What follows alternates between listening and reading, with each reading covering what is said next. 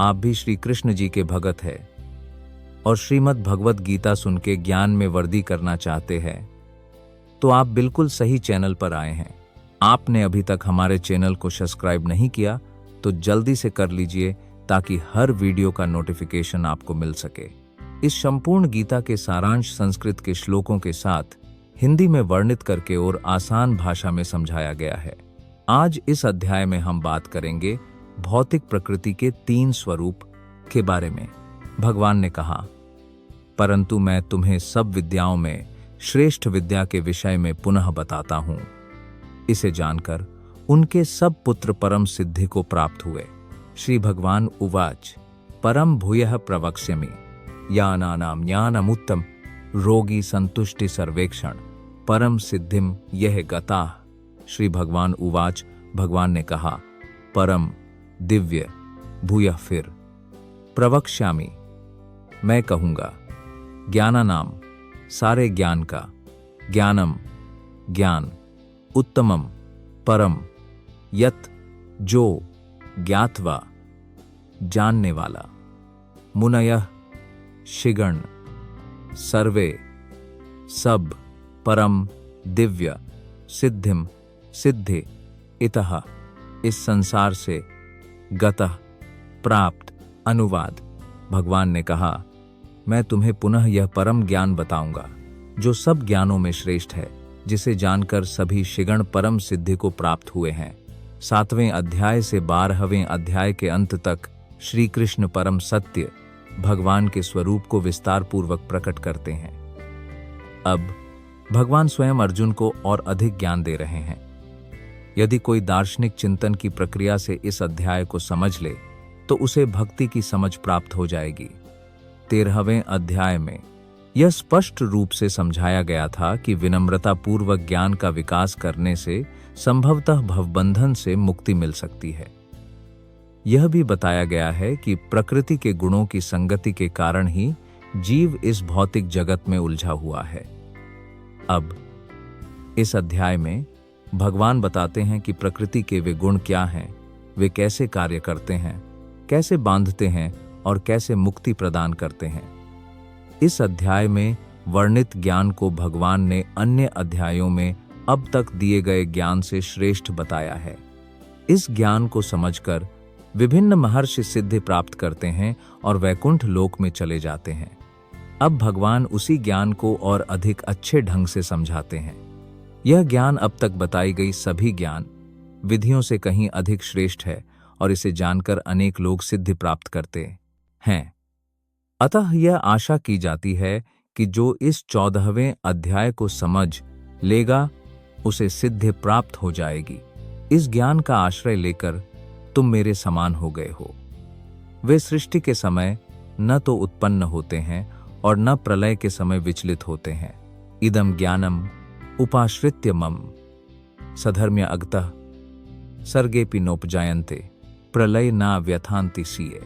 इदम यह ज्ञानम ज्ञान उपाश्रित्य आश्रय लेकर, मम मेरा, साधर्म्यम प्रकृति आगताः प्राप्त, सर्गे अपि सृष्टि में भी, न कभी नहीं, उपजायन्ते भीतर आता है, प्रलय प्रलय में न व्यथन्ति व्यथित च भी। अनुवाद। इस ज्ञान में स्थित होकर मनुष्य उस दिव्य प्रकृति को प्राप्त कर सकता है जो मेरे स्वरूप के समान है। इस प्रकार स्थित होकर मनुष्य सृष्टि के समय न तो जन्म लेता है और न ही प्रलय के समय विचलित होता है। पूर्ण दिव्य ज्ञान प्राप्त करने के बाद व्यक्ति भगवान के साथ गुणात्मक समानता प्राप्त कर लेता है और जन्म मृत्यु के चक्र से मुक्त हो जाता है। हालांकि वह अपनी आत्मा के रूप में अपनी पहचान नहीं खोता। वैदिक साहित्य से ज्ञात होता है कि आध्यात्मिक आकाश के दिव्य लोकों में पहुंची मुक्त आत्माएं सदैव परम भगवान के चरण कमलों की ओर देखती हैं और उनकी दिव्य प्रेममयी सेवा में लीन रहती हैं। इसलिए मुक्ति के बाद भी भक्त अपनी व्यक्तिगत पहचान नहीं खोते। सामान्यतः भौतिक जगत में हमें जो भी ज्ञान प्राप्त होता है वह प्रकृति के 3 गुणों से दूषित होता है। किंतु वह ज्ञान जो प्रकृति के 3 गुणों से दूषित नहीं होता, उसे दिव्य ज्ञान कहते हैं। जैसे ही व्यक्ति उस दिव्य ज्ञान में स्थित होता है, वह परम पुरुष के समान स्तर पर होता है। जिन लोगों को आध्यात्मिक आकाश का ज्ञान नहीं है, वे मानते हैं कि भौतिक रूप की भौतिक गतिविधियों से मुक्त होने के बाद यह आध्यात्मिक पहचान निराकार हो जाती है, बिना किसी विविधता के। हालांकि जिस प्रकार इस संसार में भौतिक विविधता है, उसी प्रकार आध्यात्मिक जगत में भी विविधता है। जो लोग इस बात से अनभिज्ञ हैं, वे सोचते हैं कि आध्यात्मिक अस्तित्व भौतिक विविधता के विपरीत है, किंतु वास्तव में आध्यात्मिक आकाश में व्यक्ति आध्यात्मिक रूप प्राप्त करता है। वहां आध्यात्मिक गतिविधियां होती हैं और आध्यात्मिक स्थिति को भक्ति जीवन कहा जाता है। उस वातावरण को अदूषित कहा जाता है और वहां व्यक्ति गुण में परम भगवान के समान होता है। ऐसा ज्ञान प्राप्त करने के लिए व्यक्ति को सभी आध्यात्मिक गुणों का विकास करना चाहिए। जो व्यक्ति इस प्रकार आध्यात्मिक गुणों का विकास कर लेता है, वह भौतिक जगत की रचना या विनाश से प्रभावित नहीं होता। मेरा गर्भ महान ब्रह्म है और मैं उसमें गर्भ को स्थापित करती हूं। तब हे भारत, सभी प्राणी उत्पन्न होते हैं। मम योनिर्महात् ब्रह्मा तस्मिन् गर्भम दधामि अहम संभवः सर्वभूतानां ततो भवति भारत। मां मेरे योनि जन्म का स्रोत, महत समग्र भौतिक अस्तित्व, ब्रह्म परमात्मा, तस्मिन् उसमें, गर्भम गर्भावस्था, दधामि सृजन करें, अहम एक, संभवः संभावना, सभी जीवों का सर्व भूतानाम, ततः उसके बाद भवति बन जाता है। भरत हे भरत के पुत्र। अनुवाद हे भारत पुत्र, ब्रह्म नामक संपूर्ण भौतिक पदार्थ ही जन्म का स्रोत है और उसी ब्रह्म को मैं गर्भाधान करके समस्त जीवों का जन्म संभव बनाता हूं। यह जगत की व्याख्या है। जो कुछ भी घटित होता है वह क्षेत्र और क्षेत्रज्ञ अर्थात शरीर और आत्मा के संयोग से होता है। भौतिक प्रकृति और जीव का यह संयोग स्वयं परमेश्वर द्वारा ही संभव होता है। महत् तत्व संपूर्ण ब्रह्मांडीय जगत का समग्र कारण है और चूंकि भौतिक कारण के समग्र पदार्थ में प्रकृति के 3 गुण होते हैं, इसीलिए इसे कभी कभी ब्रह्म भी कहा जाता है। परमेश्वर उस समग्र पदार्थ में गर्भाधान करते हैं और इस प्रकार असंख्य ब्रह्मांड संभव हो जाते हैं। इस समग्र भौतिक पदार्थ महत् तत्व को वैदिक साहित्य में ब्रह्म के रूप में वर्णित किया गया है। तस्माद् एतद् ब्रह्म नाम रूपम अन्नम च जायते। उस ब्रह्म में परम पुरुष द्वारा जीवों के बीज गर्भाधान किए जाते हैं। पृथ्वी, जल, अग्नि और वायु से आरंभ होने वाले 24 तत्व सभी भौतिक ऊर्जा हैं, जिन्हें महाब्रह्म या महाब्रह्म भौतिक प्रकृति कहा जाता है। जैसा कि 7वें अध्याय में बताया गया है, इससे परे एक और परा प्रकृति है, जीव। भौतिक प्रकृति में परा प्रकृति भगवान की इच्छा से प्रकृति मिश्रित होती है और तत्पश्चात सभी जीव इस भौतिक प्रकृति से उत्पन्न होते हैं। बिच्छू चावल के ढेर में अपने अंडे देता है और कभी कभी यह कहा जाता है कि बिच्छू चावल से पैदा होता है, लेकिन चावल बिच्छू का कारण नहीं है। वास्तव में अंडे मां द्वारा दिए गए थे। इसी प्रकार भौतिक प्रकृति जीवों के जन्म का कारण नहीं है। बीज भगवान के परम व्यक्तित्व द्वारा दिया जाता है और वे केवल भौतिक प्रकृति के उत्पाद के रूप में प्रकट होते प्रतीत होते हैं। इस प्रकार प्रत्येक जीव अपने पिछले कर्मों के अनुसार इस भौतिक प्रकृति द्वारा निर्मित एक अलग शरीर रखता है और जीव अपने पिछले कर्मों के अनुसार आनंद या दुहक उठा सकता है। भगवान इस भौतिक संसार में जीवों की सभी अभिव्यक्तियों के कारण हैं। हे कुंती पुत्र, ये समस्त ब्रह्मांडों में उत्पन्न होने वाली मूर्तियां हैं। ब्रह्मा इन स्त्रियों के गर्भ हैं और मैं इनका बीजदाता पिता हूं। सर्व योनिषु कौन्तेय मूर्तेः संभवन्ति यह। धन्यवाद। ब्रह्मा अहम बीज प्रदः पिता सर्व योनिषु सभी योनियों में। कौन्तेय हे कुंती पुत्र, मूर्तयः रूप संभवंती, जैसे वे प्रकट होते हैं। यह जो तासाम वे सब ब्रह्म परम महत योनि है। भौतिक पदार्थ में जन्म का स्रोत, अहम स्वयं, बीज प्रदह, बीज देने वाला, पिता पिता। अनुवाद: हे कुंती पुत्र, यह समझना चाहिए कि सभी जीव योनियां इस भौतिक प्रकृति में जन्म लेने से ही संभव होती हैं और मैं ही उनका बीजदाता पिता है। इस श्लोक में स्पष्ट रूप से बताया गया है कि भगवान कृष्ण सभी जीवों के आदि पिता हैं। जीव भौतिक प्रकृति और आध्यात्मिक प्रकृति का संयोजन है।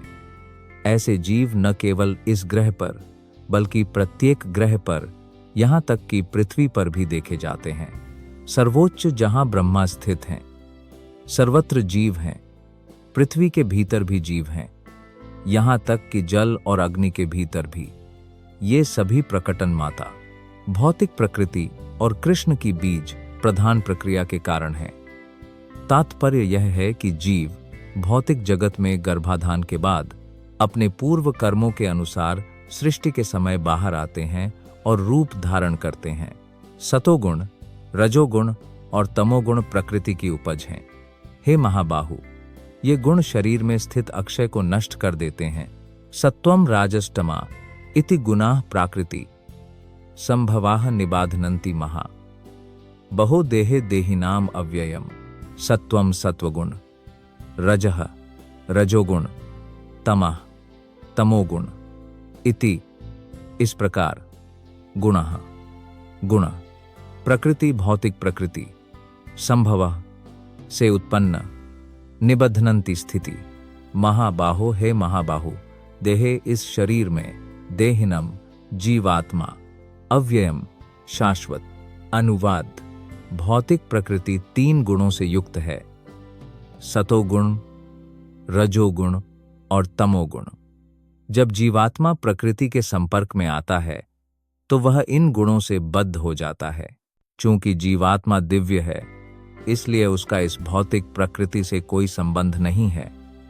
फिर भी चूंकि वह भौतिक जगत से बद्ध है, इसलिए वह भौतिक प्रकृति के 3 गुणों के वशीभूत होकर कार्य करता है। चूंकि जीवों के शरीर विभिन्न प्रकार के होते हैं, अतः प्रकृति के विभिन्न पहलुओं के अनुसार वे उसी प्रकृति के अनुसार कार्य करने के लिए प्रेरित होते हैं। यही सुख और दुख की विविधता का कारण है। भौतिक प्रकृति के 3 स्वरूप, वहां सतोगुण शुद्ध, प्रकाशमान और स्वास्थ्यवर्धक है। हे निष्पाप पुरुष, वह सुख में आसक्ति और ज्ञान में आसक्ति से बांधता है। तत्र सत्वम निर्मलत्वत् प्रकाशकं अनामय सुख संगेन बध्नति। जन्ना संगीना कनघा।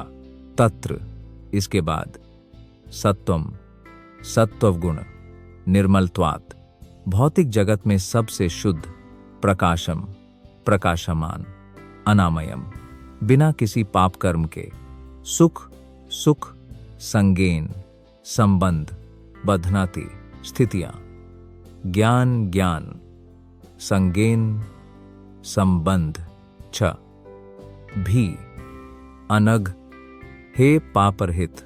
अनुवाद: हे निष्पाप, सतोगुण अन्य गुणों से अधिक शुद्ध होने के कारण प्रकाश देने वाला है और समस्त पाप कर्मों से मुक्त कर देता है। उस गुण में स्थित लोग ज्ञान प्राप्त करते हैं, किंतु वे बद्ध हो जाते हैं। खुशी की अवधारणा: भौतिक प्रकृति से बद्ध जीव अनेक प्रकार के होते हैं। एक सुखी होता है, दूसरा अत्यंत सक्रिय होता है और तीसरा असहाय होता है। ये सभी प्रकार की मनोवैज्ञानिक अभिव्यक्तियां प्रकृति में जीवों की बद्ध स्थिति के कारण हैं। वे किस प्रकार भिन्न भिन्न बद्ध होते हैं, इसका वर्णन भगवद गीता के इस भाग में किया गया है। सर्वप्रथम सतोगुण पर विचार किया जाता है। भौतिक जगत में सतोगुण विकसित करने का प्रभाव यह होता है कि व्यक्ति अन्य बद्ध जीवों की तुलना में अधिक बुद्धिमान बन जाता है। सतोगुणी व्यक्ति भौतिक दुखों से उतना प्रभावित नहीं होता और उसे भौतिक ज्ञान में प्रगति का अनुभव होता है। इसका प्रतिनिधि प्रकार ब्राह्मण है, जो सतोगुण में स्थित माना जाता है। सुख की यह अनुभूति इस बोध के कारण होती है कि सतोगुण में व्यक्ति पाप कर्मों से न्यूनाधिक मुक्त होता है। वास्तव में वैदिक साहित्य में कहा गया है कि सतोगुण का अर्थ है अधिक ज्ञान और अधिक सुख की अनुभूति। यहाँ कठिनाई यह है कि जब कोई जीव सतोगुण में स्थित होता है तो वह यह अनुभव करने के लिए बद्ध हो जाता है कि वह ज्ञान में उन्नत है और दूसरों से श्रेष्ठ है। इस प्रकार वह बद्ध हो जाता है। इसके सर्वोत्तम उदाहरण वैज्ञानिक और दार्शनिक हैं। प्रत्येक को अपने ज्ञान पर बहुत गर्व होता है और चूंकि वे सामान्यतः अपने जीवन स्तर में सुधार करते हैं, इसलिए उन्हें एक प्रकार का भौतिक सुख प्राप्त होता है। बद्ध जीवन में उन्नत सुख की यह भावना उन्हें भौतिक प्रकृति के सतोगुण से बद्ध कर देती है। इस प्रकार वे सतोगुण में कार्य करने की ओर आकर्षित होते हैं और जब तक उनमें उस प्रकार कार्य करने का आकर्षण बना रहता है, उन्हें प्रकृति के गुणों में किसी न किसी प्रकार का शरीर धारण करना पड़ता है। इस प्रकार मुक्ति या वैकुंठ लोक में स्थानांतरण की कोई संभावना नहीं रहती। बार बार कोई दार्शनिक, वैज्ञानिक या कवि बन सकता है और बार बार जन्म मृत्यु के उन्हीं कष्टों में उलझ सकता है, किंतु भौतिक शक्ति के भ्रम के कारण व्यक्ति सोचता है कि इस प्रकार का जीवन सुखद है। हे अर्जुन, तू यह जान कि काम ही काम और आसक्ति का मूल है। हे अर्जुन, यही देहधारियों को कर्मों में आसक्ति द्वारा बांधता है। रागात्मकम विद्धि के राजा। तृष्णा संग समुद्भवम तन निबद्धनाति कौन्तेय कर्म संगेन देहिनम रजः कामना। ग आत्मकम इच्छा या वासना से उत्पन्न। विद्धि जानना, तृष्णा लालसा, संग संग समुद्भवम उत्पन्न, तत्वः निबध्नाति बद्ध। कौन्तेय, हे कुंती पुत्र, कर्म संगेन सकाम कर्मों का संग, देहिनम देहधारियों का। अनुवाद। हे कुंती पुत्र, रजोगुण असीम इच्छाओं तथा लालसाओं से उत्पन्न होता है और इसी कारण मनुष्य भौतिक सकाम कर्मों से बौंध जाता है। काम प्रवृत्ति की विशेषता पुरुष और स्त्री के बीच आकर्षण है। स्त्री पुरुष के प्रति आकर्षित होती है और पुरुष स्त्री के प्रति। इसे रजोगुण कहते हैं। और जब रजोगुण बढ़ जाता है तो व्यक्ति में भौतिक भोगों की लालसा उत्पन्न हो जाती है। वह इंद्रिय तृप्ति का भोग करना चाहता है। इंद्रिय तृप्ति के लिए रजोगुणी व्यक्ति समाज या राष्ट्र में कुछ सम्मान चाहता है और वह एक सुखी परिवार, अच्छे बच्चे, पत्नी और घर चाहता है। ये रजोगुण की उपज हैं। जब तक व्यक्ति इन वस्तुओं की लालसा रखता है, उसे बहुत कठिन परिश्रम करना पड़ता है। इसलिए यहाँ स्पष्ट रूप से कहा गया है कि वह अपने कर्मों के फलों से जुड़ जाता है और इस प्रकार इन कर्मों से बंध जाता है। अपनी पत्नी, बच्चों और समाज को प्रसन्न करने तथा अपनी प्रतिष्ठा बनाए रखने के लिए व्यक्ति को कर्म करना पड़ता है। इसलिए संपूर्ण भौतिक जगत न्यूनाधिक रूप से रजोगुणी है। आधुनिक सभ्यता को रजोगुण के मानकों के अनुसार उन्नत माना जाता है। पूर्व में उन्नत अवस्था को सतोगुण माना जाता था। यदि सतोगुणी लोगों के लिए मुक्ति नहीं है, तो उन लोगों का क्या होगा जो रजोगुण में उलझे हुए हैं। हे अर्जुन, तू उस अज्ञानजनित अंधकार को जान जो समस्त देहधारियों को मोहित करता है। वह प्रमाद, आलस्य और निद्रा के कारण ऐसा ही है। तमस्टीवी अजनाना जम विद्धि मोहनन सर्व देहिनम प्रमादलस्य निद्राभिस तन्निबधनति भारत। लोभ अज्ञानता का गुण। अति अधिक अज्ञान। जम अज्ञान के उत्पाद। विद्धि जानना। मोहनम मोह। सर्व देहिनाम सभी देहधारियों का। प्रमाद पागलपन। आलस्य आलस्य। निद्राभिह नींद। तत् वह निबद्धनाति बांधता है। भारत हे भारत पुत्र। अनुवाद। हे भारत पुत्र, तमोगुण ही सभी जीवों को मोहग्रस्त करता है। इस तमोगुण का परिणाम है पागलपन, आलस्य और निद्रा, जो बद्ध जीवों को बांधते हैं। इस श्लोक में तू शब्द का विशिष्ट प्रयोग अत्यंत महत्वपूर्ण है। इसका अर्थ है कि तमोगुण की एक अत्यंत विशिष्ट विशेषता है, देहधारी आत्मा। यह तमोगुण सतोगुण के ठीक विपरीत है। सतोगुण में ज्ञान के विकास से व्यक्ति यह समझ सकता है कि क्या क्या है, लेकिन तमोगुण इसके ठीक विपरीत है। तमोगुण के वशीभूत प्रत्येक व्यक्ति पागल हो जाता है, और पागल व्यक्ति यह नहीं समझ पाता कि क्या क्या है। उन्नति करने के बजाय वह पतित हो जाता है। वैदिक साहित्य में तमोगुण की परिभाषा इस प्रकार दी गई है: तमोगुण के वशीभूत होकर व्यक्ति वस्तु को यथावत नहीं समझ पाता। उदाहरण के लिए, प्रत्येक व्यक्ति देख सकता है कि उसके दादा की मृत्यु हो गई है और इसलिए वह भी मरेगा। मनुष्य नश्वर है, उसके गर्भ में पल रहे बच्चे भी मरेंगे, इसलिए मृत्यु निश्चित है। फिर भी लोग पागलों की तरह धन संचय कर रहे हैं और दिन रात कड़ी मेहनत कर रहे हैं, शाश्वत आत्मा की परवाह नहीं कर रहे हैं। यह पागलपन है। अपने पागलपन में वे आध्यात्मिक ज्ञान में प्रगति करने के प्रति बहुत अनिच्छुक होते हैं। ऐसे लोग बहुत आलसी होते हैं। जब उन्हें आध्यात्मिक ज्ञान के लिए संगति करने के लिए आमंत्रित किया जाता है, तो वे अधिक रुचि नहीं लेते। वे उस व्यक्ति की तरह सक्रिय भी नहीं होते जो रजोगुण के वशीभूत होता है। इस प्रकार तमोगुण में लीन व्यक्ति का एक और लक्षण यह है कि वह आवश्यकता से अधिक सोता है। 6 घंटे की नींद पर्याप्त है, लेकिन तमोगुणी व्यक्ति दिन में कम से कम 10 या 12 घंटे सोता है। ऐसा व्यक्ति सदैव उदास दिखाई देता है और नशे तथा नींद का आदी होता है। ये तमोगुण से ग्रस्त व्यक्ति के लक्षण हैं। हे भरतवंशी, सत्वगुण सुख को और रजोगुण कर्म को जीत लेता है, किंतु अंधकार ज्ञान को ढककर अज्ञान को जीत लेता है। सत्वम सुखे संजयति रजः कर्मणि भर्ता ज्ञानम आवृत्ति लालची है, प्रमादे संजयति उटा। सत्वम सत्वगुण सुखे सुख में संज्ञयति विकसित होता है। रजः रजोगुण कर्माणि कर्मों का फल।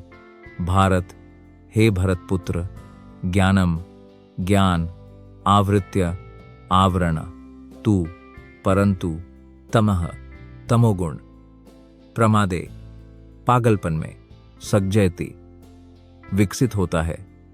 उता ऐसा कहा गया है। सतोगुण मनुष्य को सुख की ओर ले जाता है, रजोगुण उसे कर्म के फल की ओर ले जाता है तथा अज्ञानता उसे पागलपन की ओर ले जाती है। सतोगुणी व्यक्ति अपने कार्य या बौद्धिक प्रयास से उसी प्रकार संतुष्ट रहता है जिस प्रकार कोई दार्शनिक, वैज्ञानिक या शिक्षक किसी विशिष्ट ज्ञान क्षेत्र में संलग्न होकर उसी प्रकार संतुष्ट हो सकता है। रजोगुणी और सतोगुणी व्यक्ति सकाम कर्म में संलग्न हो सकता है। वह अपनी क्षमता के अनुसार अधिकाधिक धन अर्जित करता है और उसे शुभ कार्यों में व्यय करता है। कभी कभी वह अस्पताल खोलने, धर्मार्थ संस्थाओं को दान देने आदि का प्रयास करता है। ये रजोगुणी व्यक्ति के लक्षण हैं और तमोगुणी ज्ञान को ढक लेता है। तमोगुणी व्यक्ति जो कुछ भी करता है वह न तो उसके लिए और न ही किसी के लिए अच्छा होता है। हे भरतवंशी, सतोगुण रजोगुण और तमोगुण पर विजय प्राप्त करता है। रजोगुण सत्व है और तमगुण सत्व और रजोगुण है। रायस्तामश्चाभिभूय सत्वम भवति भर्ता रजः सत्वम तमस चैव तमः सत्वम राजस तथा रुजः रजोगुण तमः तमोगुण च भी अभिभूय भी श्रेष्ठ। सत्वम सत्वगुण भवति प्रमुख हो जाता है। भारत हे भरतपुत्र, रजः रजोगुण सत्वम सत्वगुण तमः तमोगुण च भी एव उसी प्रकार तमः तमोगुण सत्वम सत्वगुण रजः रजोगुण तथा इसमें जैसा। हे भरतपुत्र, कभी कभी रजोगुण प्रबल होकर सतोगुण को पराजित कर देता है। कभी सतोगुण रजोगुण को पराजित कर देता है, तो कभी तमोगुण सतोगुण और रजोगुण दोनों को पराजित कर देता है। इस प्रकार श्रेष्ठता के लिए सदैव प्रतिस्पर्धा चलती रहती है। जब रजोगुण प्रबल होता है तो सतोगुण और तमोगुण पराजित हो जाते हैं।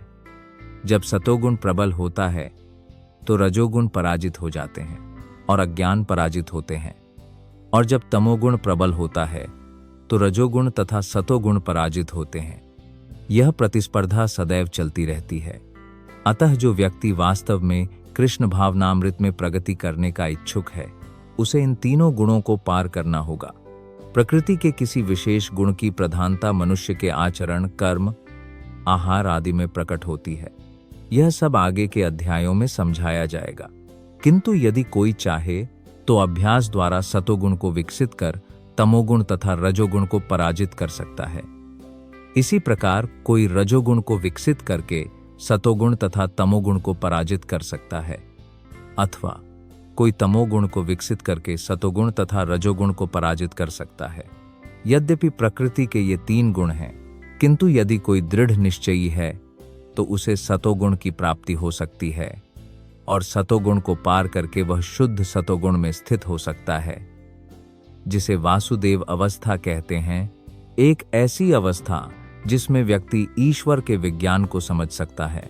विशेष गतिविधियों के प्रकटीकरण से यह समझा जा सकता है कि व्यक्ति किस प्रकृति में स्थित है। इस शरीर में सभी द्वारों से प्रकाश उत्पन्न होता है। जब ज्ञान प्राप्त होता है तब ज्ञात होता है कि सत्वगुण विकसित हो गया है। सर्वज्ञ देहस्मिन् प्रकाश के द्वारा ऐसे विविधम सत्वम इति उता में जन्म होता। सर्व द्वारेषु सभी द्वार, इस शरीर में देहे अस्मिन् प्रकाशः प्रकाश का गुण उपजायते विकसित होता है। ज्ञानम ज्ञान, यदा जब, तदा उस समय, विद्यात् जानना चाहिए, विविधम बढ़ा हुआ, सत्वम सत्वगुण इति इस प्रकार, उता कहा सतोगुण की अभिव्यक्ति का अनुभव तब किया जा सकता है जब शरीर के सभी द्वार ज्ञान से प्रकाशित हो जाते हैं। शरीर में 9 द्वार हैं, 2 आंखें, 2 कान, 2 नासिका छिद्र, मुख, जननेंद्रिय और गुदा। प्रत्येक द्वार में जब रोग का लक्षण दिखाई देता है तो जब सतोगुण प्रकाशित हो जाता है तो समझना चाहिए कि व्यक्ति ने सतोगुण विकसित कर लिया है। सतोगुण में व्यक्ति वस्तुओं को सही स्थिति में देख सकता है, सही स्थिति में सुन सकता है और सही स्थिति में स्वाद ले सकता है। व्यक्ति भीतर और बाहर से शुद्ध हो जाता है। प्रत्येक द्वार में सुख के लक्षणों का विकास होता है और यही सतोगुण है। लोभ ही कर्मों की वृत्ति है, आरंभ है, अनियंत्रित इच्छा है। हे भरतश्रेष्ठ, जब राजस के क्षेत्र विकसित हो जाते हैं, लोभाः प्रवृत्तिरारंभाः कर्मणम् अस्मास्पा राजस्य इतनी जंयते विवृद्धे भारतर सभा। लोभ लोभ, प्रवृत्तिः लालसा, आरंभ प्रयास, कर्मणाम कार्यों का, आशा अनियंत्रित, स्पृहा इच्छा, राजसी रजोगुण में, एतानी यह सब, जयन्ते विकसित होना, विवृद्धे जब अधिकता हो, भरतवंशी हे भरत के वंशजों में प्रमुख, हे भरतवंशियों में श्रेष्ठ। जब रजोगुण की वृद्धि होती है तो अत्यंत आसक्ति, अनियंत्रित इच्छा, लालसा तथा तीव्र प्रयास के लक्षण उत्पन्न होते हैं। रजोगुणी व्यक्ति अपने पूर्व प्राप्त पद से कभी संतुष्ट नहीं होता। वह अपने पद को बढ़ाने के लिए लालायित रहता है। यदि वह रहने के लिए मकान बनवाना चाहता है तो वह एक भव्य भवन बनवाने का भरसक प्रयास करता है, मानो वह उसमें सदा निवास कर सकेगा, और उसमें इंद्रिय तृप्ति की तीव्र लालसा उत्पन्न हो जाती है। इंद्रिय तृप्ति का कोई अंत नहीं है। वह सदैव अपने परिवार और घर में रहना चाहता है और इंद्रिय तृप्ति की प्रक्रिया जारी रखना चाहता है। इसका कोई अंत नहीं है। इन सभी लक्षणों को रजोगुण की विशेषता समझना चाहिए। प्रकाश का अभाव, सहभागिता का अभाव, असावधानी और भ्रम। विवृद्धेन्दन, सत्य ही समस्त ज्ञान का स्रोत है। विवृद्धे कुरु। नंदना, प्रकाश, अंधकार, अप्रवृत्ति है, निष्क्रियता, सीए और प्रमाद, पागलपन, मोह, भ्रम, ईवा, निश्चित रूप से, सीए भी, तामसी, तमोगुणी, एतानी, ये जयंते, प्रकट होते हैं। विवृद्धे, बर्फ विकसित। कुरुनंदन, कुरु के पुत्र, हे कुरुपुत्र, जब तमोगुण की वृद्धि होती है तो पागलपन, मोह, जड़ता और अंधकार प्रकट होते हैं। जब प्रकाश नहीं होता तो ज्ञान का अभाव होता है। तमोगुणी व्यक्ति किसी नियम के अनुसार कार्य नहीं करता। वह बिना किसी उद्देश्य के मनमाने ढंग से कार्य करना चाहता है। यद्यपि उसमें कार्य करने की क्षमता होती है, फिर भी वह कोई प्रयास नहीं करता। इसे मोह कहते हैं। यद्यपि चेतना चल रही है, किंतु जीवन निष्क्रिय है। ये तमोगुणी व्यक्ति के लक्षण हैं। जब शरीर सतोगुण में विकसित हो जाता है, तब उसका विनाश हो जाता है। तब वह परमात्मा ज्ञानियों के निष्कलंक लोक को प्राप्त होता है। यदा सत्व प्रवृद्धे तु प्रलयम याति देहा भृत्तर्तिमा विदम लोकान अम्लान प्रतिपद्यते। यदा, जब सत्व गुण प्रवृद्धे विकास में, तु परंतु, प्रलयम विनाश, याति जाता है, देह भृत्त अवतरित, तदा उस समय, उत्तम विदाम महान शियों का, लोकान ग्रह अम्लान शुद्ध, प्रतिपद्यते प्राप्त होता है। जब मनुष्य सतोगुण में मरता है तो वह शुद्ध उच्चतर लोकों को प्राप्त होता है। सतोगुणी व्यक्ति ब्रह्मलोक या जनलोक जैसे उच्च लोकों को प्राप्त करता है और वहां ईश्वरीय सुख भोगता है। अम्लन शब्द का अर्थ है रजोगुण और तमोगुण से मुक्त होना। भौतिक जगत में अशुद्धियां हैं, लेकिन सतोगुण ही इस भौतिक जगत में अस्तित्व का सबसे शुद्ध रूप है। विभिन्न प्रकार के जीवों के लिए विभिन्न प्रकार के लोक हैं। जो सतोगुण में मरते हैं वे उन लोकों में जाते हैं जहां महान शे और महान भक्त निवास करते हैं। वह रजोगुण में प्रलय को प्राप्त होता है और कर्म गुण में जन्म लेता है। इस प्रकार अंधकार में लीन होकर वह मूर्खों की योनि में जन्म लेता है। राजसी प्रलयं गत्वा कर्म संगीषु जायते तथा प्रलिनास तामसी मूढ़ योनिषु जायते। राजसी कामना में, प्रलयम विलय, गत्वा प्राप्ति, कर्म संगिसु सकारात्मक कर्मों के संसर्ग में, जायते जन्म लेता है, तथा तत्पश्चात प्रलिन विलय, तामसी अज्ञान में, मूढ़ पशु, योनिषु प्रजाति, जायते जन्म लेता। जब मनुष्य रजोगुण में मरता है तो वह सकाम कर्मों में लगे लोगों के बीच जन्म लेता है, और जब वह तमोगुण में मरता है तो वह पशु योनि में जन्म लेता है। कुछ लोगों की धारणा है कि जब आत्मा मानव जीवन के स्तर पर पहुंचती है तो वह फिर कभी नीचे नहीं जाती। यह गलत है। इस श्लोक के अनुसार यदि कोई तमोगुण विकसित कर लेता है तो मृत्यु के बाद वह पशु योनि में पतित हो जाता है। वहां से उसे पुनः विकास क्रम द्वारा मानव योनि में आने के लिए स्वयं को ऊपर उठाना पड़ता है। अतः जो लोग वास्तव में मानव जीवन के प्रति गंभीर हैं, उन्हें सतोगुण अपनाना चाहिए और सत्संगति में रहकर सभी गुणों से ऊपर उठकर कृष्ण भावनामृत में स्थित होना चाहिए। यही मानव जीवन का उद्देश्य है। अन्यथा इस बात की कोई गारंटी नहीं है कि मनुष्य पुनः मानव पद प्राप्त कर लेगा। कहा जाता है कि अच्छे कर्मों का शुद्ध फल सतोगुणी होता है, राजस कर्मों का फल दुहक है और अज्ञान कर्मों का फल तामस कर्म है। कर्मणः सुकृतस्याहुः सात्विकम निर्मलम फलम राजस्तु फलम दुहकम अज्ञानम तमाश फलम कर्मणाः कर्म सुकृतस्य सत्वगुण अहुः। कहा सात्विकम सत्वगुण, निर्मलम शुद्ध, फलम परिणाम, रजसः रजोगुण, तु परंतु, फलम परिणाम, दुहखम दुहक, अज्ञानम मूर्खता, तमसाह फलम परिणाम। सतोगुण में कर्म करने से मनुष्य शुद्ध हो जाता है। रजोगुण में किए गए कर्म दुहक का कारण बनते हैं और तमोगुण में किए गए कर्म मूर्खता का कारण बनते हैं। सतोगुणी पुण्य कर्मों से मनुष्य शुद्ध होता है, इसीलिए समस्त मोह से मुक्त शिगण सुख में स्थित होते हैं। इसी प्रकार रजोगुणी कर्म केवल दुहकदायी होते हैं। भौतिक सुख के लिए किया गया कोई भी कर्म असफल होना निश्चित है। उदाहरण के लिए, यदि कोई चाहता है एक गगनचुंबी इमारत बनाने के लिए, एक विशाल गगनचुंबी इमारत के निर्माण से पहले बहुत से मानवीय कष्ट सहने पड़ते हैं। धन संचयकर्ता को अपार धन कमाने के लिए बहुत कष्ट उठाना पड़ता है और भवन निर्माण के लिए श्रम करने वालों को शारीरिक श्रम करना पड़ता है। दुहक तो हैं ही। अतः भगवद गीता कहती है कि रजोगुण के वशीभूत होकर किए गए किसी भी कार्य में निश्चित रूप से घोर दुहक होता है। थोड़ा बहुत तथाकथित मानसिक सुख हो सकता है, मेरे पास यह घर है या यह धन है, यह वास्तविक सुख नहीं है।